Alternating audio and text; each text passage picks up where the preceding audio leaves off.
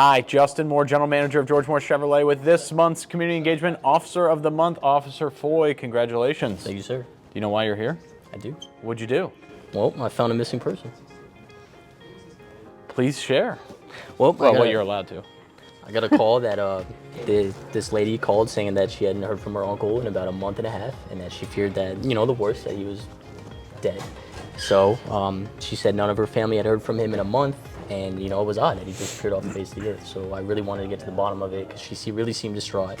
She really seemed like she cared for her uncle. So I felt some of that compassion. I really wanted to help her out as much as I could. So I did the initial digging. I started talking to the last people who have seen him. They said they dropped him out at a friend's house and that they saw him get out of the car, and that was the last they've ever seen of him. And then after that, no one had seen him. So she got a text message from him saying that he was outside of a McDonald's and that he was trying to charge his phone and that his phone was going to die soon. And then that was it, dark.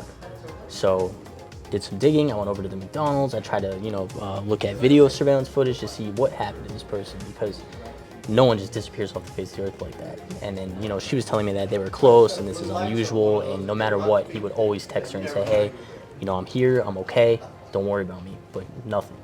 And that felt really odd to me. So, I feared the worst myself, but I wanted to get to the bottom of it as best as I could.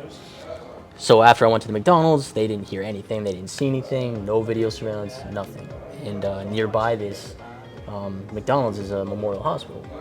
So logically, I was like, if it was me and I had nowhere else to go and maybe I wasn't in the best state of mind, because he was going through some personal issues, I'd maybe go to Memorial. So I called Memorial, I asked them as much as they can give me, had they seen this person before? And they said, yeah, he actually checked himself in. So I go to the hospital, I get some information, and I find out that he actually was staying at a men's shelter. And I think they preferred me not to divulge where it is, but I went to that men's shelter, and they told me as much as they could that he was here. And after, about 5 hours of me trying to figure out where this person was, I found out that he actually checked himself into a mental health facility, and I actually found him, got to speak with him, and made sure he was okay, and that he was telling me that his phone had died and he gave it up and he checked himself into the mental health facility to get treatment for himself. And then I called the niece, and she was crying on the phone, ecstatic that I found her uncle. So that definitely felt good that I got a happy ending to the story. But so he was missing for a month and a half? No one had heard from him. Dark.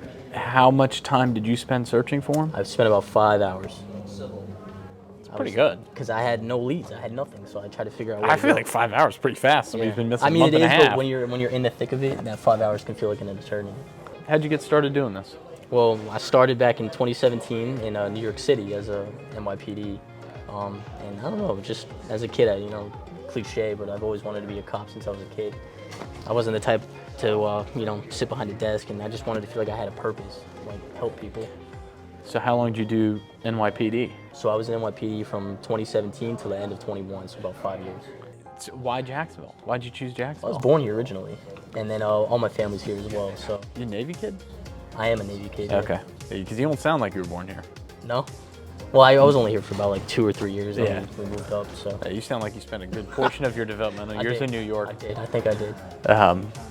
What are your favorite places to eat in Jacksonville? Because I'm from Jacksonville. I love Jacksonville.